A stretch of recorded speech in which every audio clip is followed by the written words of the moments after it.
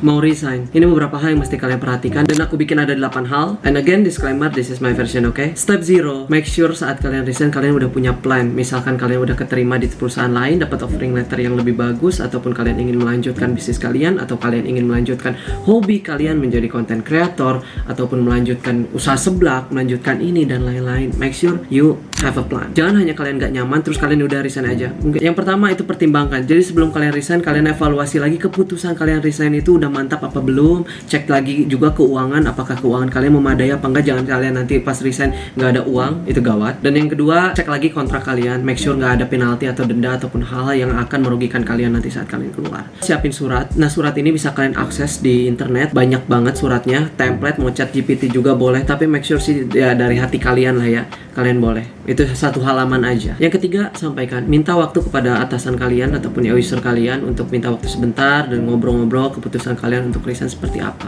Make sure hubungan ataupun relationnya good. Keempat, selesain tugas kalian sampai akhir. Jangan karena kalian memutuskan untuk resign jadi kalian leha-leha kayak ya nggak peduli toh mau resign jadi kayak ya udahlah bebas. No.